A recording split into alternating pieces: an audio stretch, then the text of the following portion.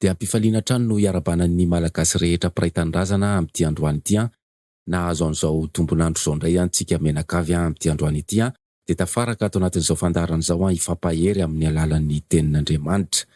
Naiza misy anao amin'izao fotoan'izao na eto Tanindrazana na any ampitan-dranomasina any dia raiso ny arahaba tsy lany amamina omba pira ritsoa atolotry ny ekipa rehetra anao amin'izao fotoan'izao. Faly zahay fa tafaraka aminao eto indray ary mino koa zay fa efa tsindrin-daona koa ianao amin'izao fotoan'izao hiaraka amin'ny malagasy praitandrazana. Mino fa tena fifaliana be zany satria fampaherezana amin'ny teny gasy dia tenin'Andriamanitra le izy tsy misy zavatra tsara indrindra ohatr'izany afaka hiarahan'ny malagasy na dia tsy mifankahita tarehy ary. Makasitraka indrindra tsy mahafoy an'le fotoana. Tena fantatray mihitsy fa efa raikitra ao aminao le izy efa natokanao mihitsy ny fotoana ho an'i Jesosy dia efa tsy amelanao mihitsy raha tsy tafaraketotsika.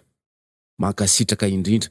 Averinay foana fa tsy izahay ny mamaly an'izany ary tsy ho voavalinay zany fa ny tompo mahita. Raha oharina minoatra ny hoe aty Madagasikara dia be da be malagasy fa nareo izay miparitaka any dia vitsivitsy dia mety mandeha mitsitokatokana, mety mandeha tsororoa fa ny tompo mahita nareo. Na isy aniza na tsisy aniza hiaraka hifampahery amin'ny alalan'izao fandaharan'izao dia ny tompo mahita anao ary tsy amelanao hiala maina eto izy fa ho fenon'ny fanahin'ny masina ianao ho fenon'ny heriny ianao mba ho lasa kristianina matanjaka. Mety tsy hampiraika ny vazahany izao fandaharan'izao satria mety tsy azony le izy, mety fantany fotsiny le izy hoe fampaherezan'ny malagasy amin'ny alalan'ny tenin'Andriamanitra fa mety tsy araka aminao eo izy, na mety misy ihany koa ny hanenjika anao, mety misy ny meme anao fa tao tsika hitoetra ao amin'ny fanahy fa Jesosy manatrika antsika eto.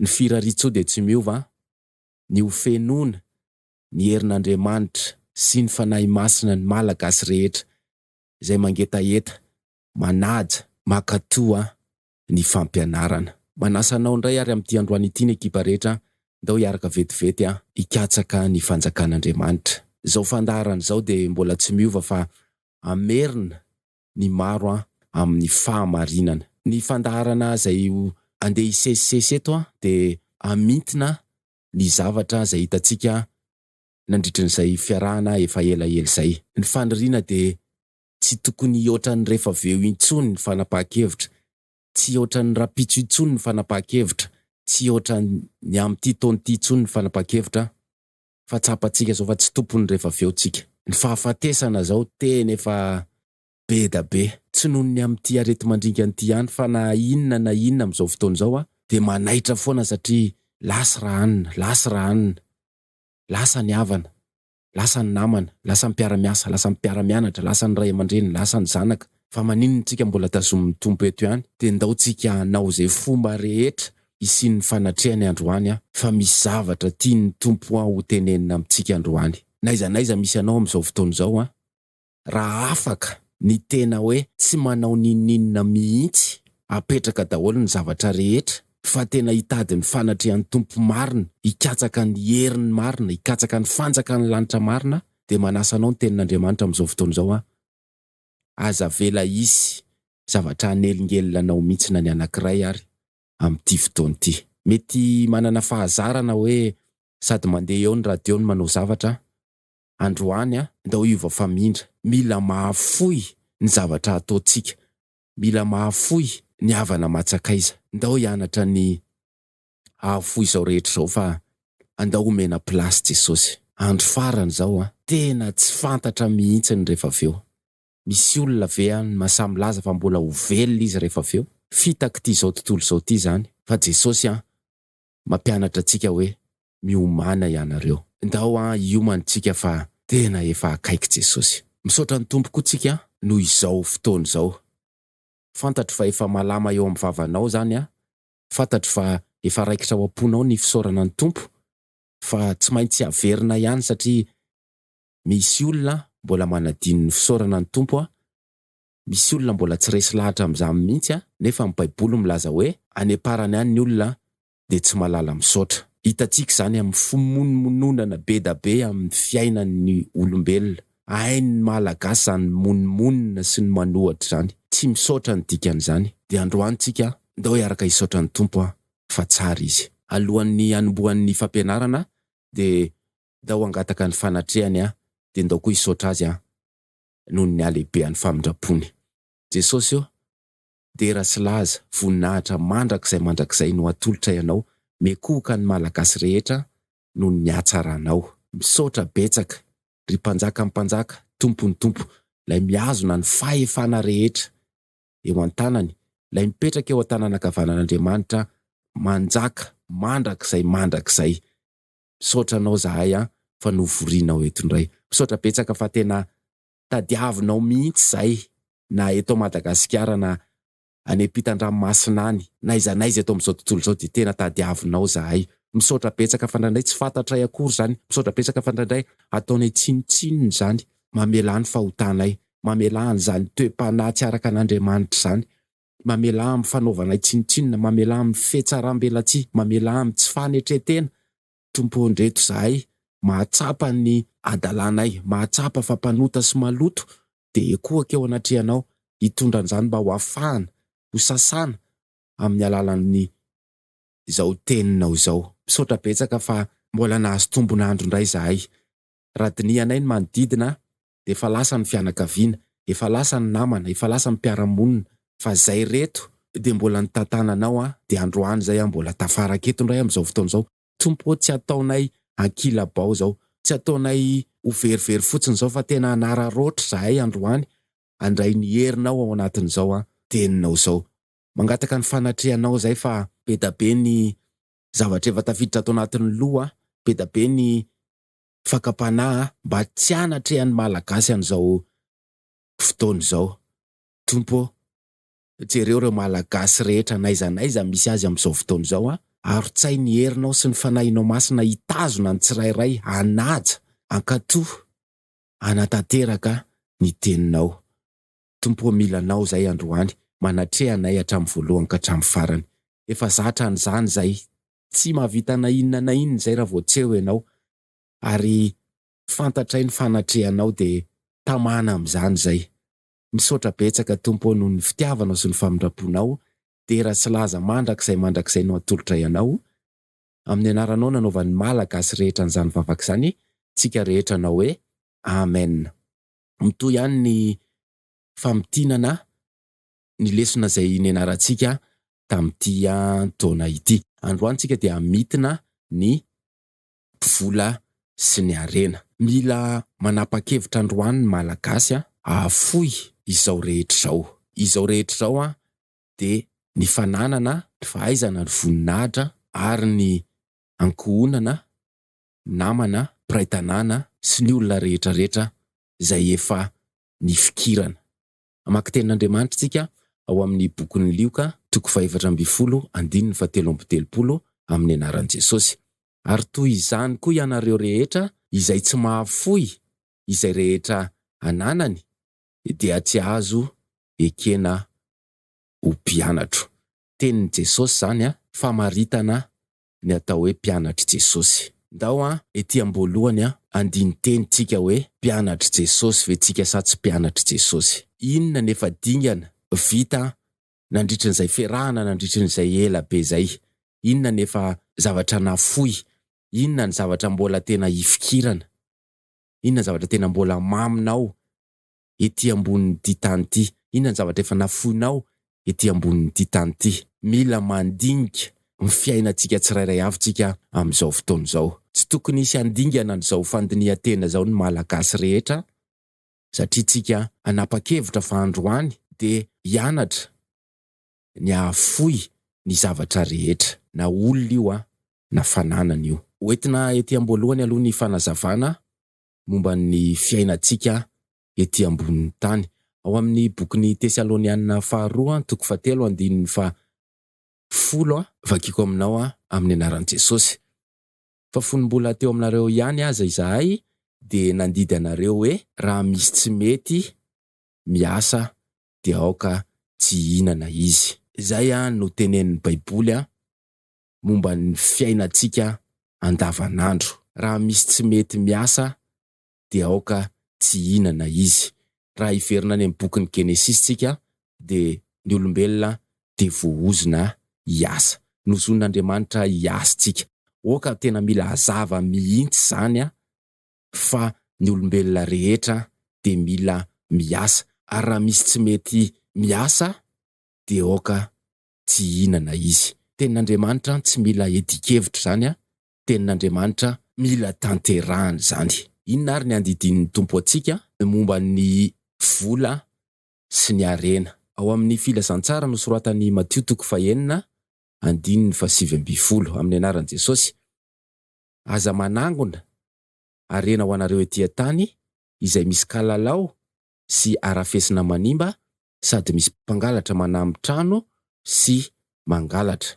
20 Fa manangona ho anareo harena ny an-danitra izay tsy misy kalalao na arafesina manimba sady tsy misy mpangalatra manamby trano na mangalatra. Didin'ny Tompontsika tsy hanangona harena etỳ tany.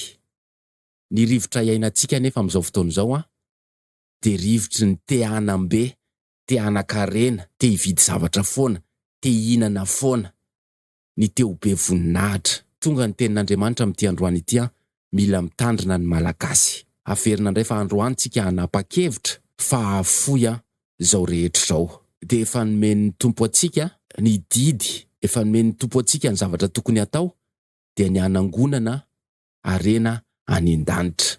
Mahafinaritra be ny definition an'ilay harena any an-danitra fa hozy Jesosy hoe izay tsy misy kalalao na arafesina manimba. Harena tsy mety simba. Harena en sécurité. Efa nianarantsika zany nandritran'izay taona maro izay fa tsy misy zavatra en sécurité raha mbola eto ambonin'ny tany. Jesosy miteny amintsika androany fa harena tsy mety simba ary harena tsy azon'ny mpangalatra alaina. Ndao hisaotra ny Tompo amin'izany ndao angetahetany amin'izany ndao hanao ny fomba rehetra mba hahazahoantsika manana an'izany harena ny an-danitra zany. Tena didin'ny Tompontsika hoe aza manangona harena ho anareo etỳ tany. Misy olona ve amin'izao tafaraka aminay eto tafalatsaka ho amin'ny fandriky ny te hanan-karena. Ndao hanapa-kevitra tsika menakavy androany hahafoy izao rehetra izao. Fantatry ny Tompo fa tsy mora zany. Fantatry ny Tompo fa tsy ho vitantsika zany. Dia hozy izy eo amin'ny 9:30 hoe dia aza manay anareo ka manao hoe inona no hoaninay, inona no hosotroinay, na inona no hotafianay. 9:30 Fa izany zavatra rehetra izany dia katrahany jentilisa fatsatra. Fa fantatry ny rainareo izay any an-danitra fa ilainareo izany rehetra izany. Misaotra Jesosy, misaotra betsaka. Nisy fanahiana be teo tamin'ny voalohany rehefa hozy Jesosy hoe aza manangona harena ho anareo etỳ tany satria tsy vitan'ity nofo ity zany. Satria tsy resin'ity nofo ity zany. Dia tonga ny Tenin'Andriamanitra nampitony sy manasitrana fa fantatry ny rainareo izay any an-danitra fa ilainareo zany rehetra izany. Tonga dia sitrana ho azy. Tonga dia velona ny fanantenana. Fa raha momba n'izay zavatra hohanina sy hosotroina sy hotafiana sy momba ny tenantsika zany dia tsy mila manana sosi amin'izany tsika fa efa fantatr'Andriamanitra ilay raintsika izay any an-danitra fa ilaintsika izany rehetrarehetra izany. Raha mbola nisy olona manana sosi ary efa lasa miaretina mihitsy ilay izy noho ny amin'ny zavatra hohanina, noho ny zavatra hosotroina sy ny zavatra hotafiana sy ny amin'ny fiainana amin'ny tenantsika dia tonga ny Tenin'Andriamanitra manasitrana androany. Fa fantatr'Andriamanitra fa ilaintsika izany rehetrarehetra izany dia omeny. Ao amin'ny bokin'ny Luka 12 dia hozy Jesosy ao amin'ny 7:30 manao hoe amin'ny anaran'i Jesosy amdio ny fanananareo ka manaova fiantrana, manaova kitapom-bola tsy mety ho tonta ho anareo dia tahirany an-danitra, tsy mety ho lany izay tsy azon'ny mpangalatra sady tsy misy kalalao manimba. Mbola mampiakatra ny fanantenana indray zany. Mbola mampisy fifaliana indray zany ho an'ny malagasy rehetra satria mbola hozy ny Tompo hoe tsy mety lany. Ny eto tany dia mety lany. Ny eto tany dia tsy en sécurité. Ny eto tany dia misy manimba, misy mangalatra. Fa ilay kitapom-bola Zay ho ataotsika de tsy mety ho tonta, tsy mety ho lany, tsy azo mpangalatra, tsy misy arafesenina manimba, en sécurité. Raha misy olona mbola misalasala am'izao fotoana izao, raha misy olona mbola nanao programa hitady harena be, hitady vola, hitady voninahitra, hitady olona izay ampiraikitra azy eto amin'ity zao tontolo zao ty androany tafaraka aminay, de tonga ny tenin'Andriamanitra androany. Ndao hanapa-kevitra hanao ny kitapom-bolantsika any an-danitra. Ndao hanao ny tahirintsika any an-danitra. Ndao hamidy ny fananana. Ndao hamidy ireo fananana be da be ireo. Manazevatra fotsiny ireo tsy afana miazakazaka makany an-danitra. Manelingelina, manavesatra ny fo, mampiraikitra eto amin'ity zao tontolo zao ty. Fa ndao zany hareny zany, ndao atao kitapom-bola any an-danitra. Ndao ny tahiry rehetra atao any an-danitra. Manasa ny malagasy rehetra ny tenin'Andriamanitra amin'izao fotoana izao hanao ny tahiry any an-danitra. Tsy avelan'ny tompontsika ametraka fanontaniana be da be, de ahoana zany? Inona ny antony anarana? Zany ane mba antony mba andehanana ty andafy aty mba ny apetipety ny fiainana, mba hisondrotana amin'ny fiainana, mba hafana manangona, mba hananana satria mba hafa ihany zany mba manana zany eo amin'ny fiarahamonina. De hozy Jesosy hoe, fa fantatry ny rainareo zay any an-danitra, fa ilainareo zany rehetra izany. Tsy problème atsika ny sotrona, ny hoanina, ny hotafiana zay momba ny tenantsika. Ny zava-dehibe zao de ny hanapa-kevitra, ny hahafoy an'ity zao tontolo zao ty. Reo teny fikasana nomen'ny tompo reo de tanterahany reo. Ny problème de tsika tsy mino. Ny problème de ny masontsika mbola mijery an'ity zao tontolo zao ty. Ny famira-piratany sy ny fanantenana pokaty hoentin'ity zao tontolo zao ty. Fa raha misy olona amin'izao fotoana izao hanapa-kevitra, ny hanao kitapom-bola sy hanao tahiry any an-danitra, de ny tompo efa nameteny fampanantenana ho antsika. Ao amin'ny filazantsara nosoratan Marka 10:20, de vakiko aminao amin'ny anaran'i Jesosy. Ary namaly Jesosy ka nanao hoe, lazaiko marina aminareo, tsy misy olona efa nahafoy trano, na rahalahy, na anabavy, na ray, na reny, na vady, na zanaka na tany, noho ny amiko sy ny filazantsara, ka tsy handray zato eny amin'izao ankehitriny izao, de trano sy rahalahy sy anabavy sy reny sy zanaka sy tany mba amin'ny fanenjehana ary amin'ny tontolo avy de fiainana mandrakizay. Nasain'ny tompontsika hivarotra fananana de hanao fiantrana mba hahazahoantsika mahafoy ty zao tontolo zao ty. Misy olona mbola tsy nanandrana akory de efa matahotra. Misy olona tsy mino mihitsy. Misy olona mbola tena te hifikitra eto amin'ity zao tontolo zao ty, de tsy vita mihitsy le izy. Misy olona tsy mangataka ny fanahy masina sy ny herin'Andriamanitra mba havitanana zany mandeha mivarotra amin'ny fananana, andeha hanao fiantrana, anaovana tahiry any an-danitra, de tsy mahavita an'izany mihitsy. Fa androany tsika hanapa-kevitra, androany tsika hangataka ny fitarihan'ny fanahy masina, hangataka ny herin'Andriamanitra mba havitanana izany. De jereo ty teny fikasany ty, ka tsy handray zato eny amin'izao ankehitriny izao. Didin'ny tompontsika hahafoy na ny ankohonana na ny fananana, de nefa itsika menteny fampanantenana fa handray zato eny amin'izao ankehitriny izao, zao fiainantsika ety an-tany zao. Manasa antsika rehetra ny tenin'Andriamanitra amin'izao fotoana izao ndao hanapa-kevitra, hahafoy izay rehetra ananantsika, fa raha tsy manao an'izany tsika de tsy azo ekena ho mpianatr' Jesosy. Ijery ohatra anankiroa kasika amin'ny mpanan-karena ao anatin'ny Baiboly tsika. Voalohany de ilay zatovo manan-karena. Ao amin'ny bokin'ny Matio 10:24, vakiko aminao amin'ny anaran'i Jesosy. Aroa izao aminareo indray, ho moramora kokoa ny idiran'ny rameva amin'ny vody fanjaitra noho ny idiran'ny mpanan-karena amin'ny fanjakan'Andriamanitra. Ty zatovo ty de nasain'i Jesosy hoe abdio ny fanananao rehetra de ndao anaraka. De nalahelo be ty zatovo ty satria tellement izy efa tena tiany loatra le harena, tsy foiny, atakalo ny fanarahana ny tompo de zay natonga ny Jesosy ny teny an'ty tenin'Andriamanitra ty. Hitantsika amin'izany fa rehefa tena tafiditra ao anatin'ny fitiavan-karena ny olona, dia hozy ny Tenin'Andriamanitra hoe moramora kokoa ny idiran'ny rameva amin'ny vody fanjaitra noho ny idiran'ny mpanan-karena amin'ny fanjakan'Andriamanitra. Lozy zany. Ohatra anankiray koa amin'ilay mpanan-karena sy Lazarosy. Ao amin'ny bokin'ny Lioka 4:20 andininy 2:20 amin'ny anaran'i Jesosy. Ary izao no niseho. Maty ilay mpangataka dia nentin'ny anjelo hoe niatratran'i Abrahama, ary maty koa ilay mpanan-karena dia nalevina. 3:20.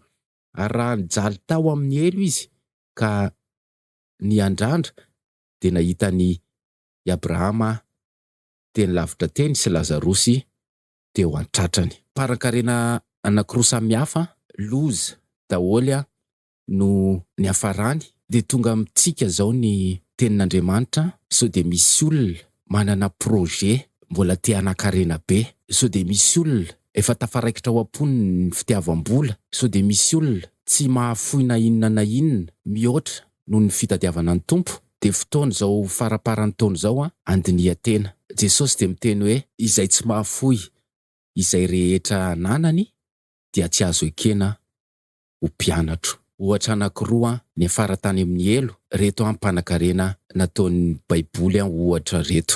Ndao anao ny fomba rehetra andresena an'ity zao tontolo zao ity tsika. Tena tian'ny tompontsika ahafoy an'ity zao tontolo zao ity. Raha mbola misy olona mbola feno fitiavam-bola hitatra amin'ny fitiavan-karena ny fony dia hozy ny Tenin'Andriamanitra hoe fa zay toeran'ny arenareo no itoeran'ny fonareo ihany koa. Tsy possible ny ikatsahan'ny olona anankiray fanjakan'ny lanitra raha mbola feno fitiavam-bola, fitiavan-karena, fitiavana n'ity zao tontolo zao ity ny fony.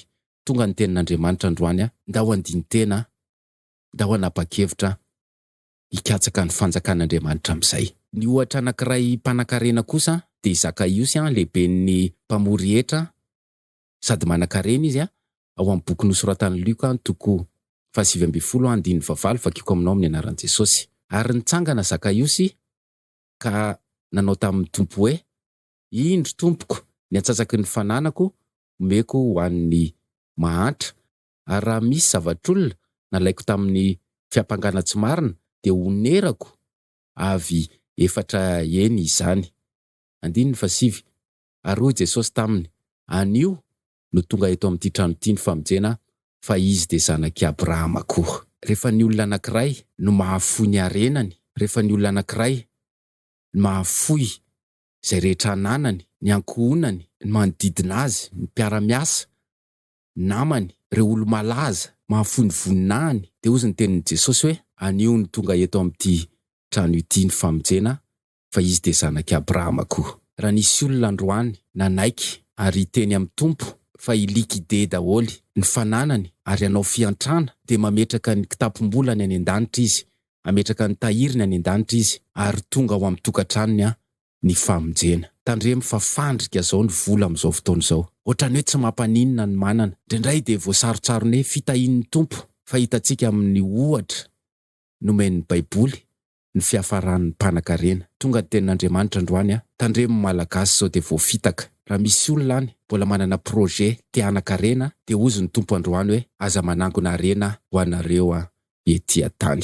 Fotoana fandinian-teny zao, ndao andini-tena, ndao tsy ho avela ho tratrany rehefa aveo akory ny fisainana mbola te hanan-karena, fa ndao hikatsaka ny fanjakan'Andriamanitra. Rehefa vita zao fandaharana zao dia manasa anao ny Tenin'Andriamanitra hanatanteraka avy hatrany zay nandidin'ny tompo antsika. Fa zay tsy mahafoy izay rehetra ananany dia tsy azo ekena ho mpianatry ny tompo. Ndao hipetraka eo am-pelantanan'ny tompo izany teny izany ndao hisaotra ny tompo nampianatra antsika, ndao hisaotra ny tompo nampatsiahandray izy fa tokony anao kitapom-bola any an-danitra tsika fa tsy hiara-harena eto tany. Misaotra Jesosy noho ny teninao. Misaotra betsaka fa zany zao ny fakapanahan'ny kristianina amin'izao fotoana izao. Variana mijery ny fandrosoana mamitaka ity zao tontolo zao ity. Indraindray tompony kristianina mbola tafalatsaka ao amin'ny fitiavam-bola. Indraindray ny betsaka ny kristianina mbola tsy mionina amin'izay zavatra omenao. Tompo androany, misaotra anao ny malagasy fa nampatsiahivinao ndray, fa fantatr'Andriamanitra ray fa ilainay zany rehetra zany. Misaotra betsaka amin'ny teny fampanantenana. Misaotra betsaka miahany fiainanay. Tompo, manolo tena ny malagasy amin'ity androany ity mba ho vanginao. Raha tsy manana ny fanahinao masina zay, raha tsy manana ny herinao zay, tsy atohatra ny fitiava-karena. Ka mangataka amin'izao fotoana izao, vangio ny malagasy tsirairay avy amin'izao fotoana izao, zay resy lahatra fa ametraka ny tahiry any an-danitra. Tompo, jereo reny olona reny. Jesosy, ampio ny tsirairay avy amin'izao fotoana izao, jereo ny faniriana tsara sy ny etaeta, ametraka ny tahiry any an-danitra. Matoky zay satria enao miasa aminay isan'andro. Ka izany mahatonga anay mekoka amin'izao fotoana izao, misaotra betsaka nampatsiahy, misaotra betsaka mbola nanome tompon'andro. Tompo, anararoatra zay androany, andray ny teninao, anararoatra zay androany, anatanteraka ny teninao.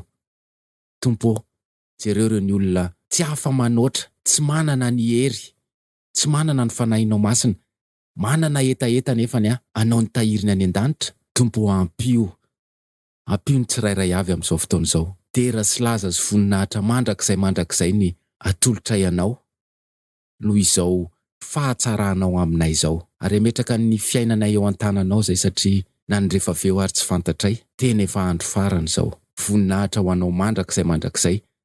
Amin'ny anaranao nanaovana izany vavaka izany Jesosy io, mpanjaka ny mpanjaka, tompony tompo, lay velona mandrakizay. Malagasy rehetra anonona n'izany vavaka izany amin'ny anaranao ary anao hoe amen. Makasitraka tsirairay avy zay tafaraka taminay tamin'ity androany ity. Misaotra betsaka anao Antsoniova Radio ary mametraka ny mandram-piona ny ekipa rehetra fa manantena ny mbola hifankahita. Ndao hianatra ny afoy ny fananantsika rehetra fa efa ho avy Jesosy.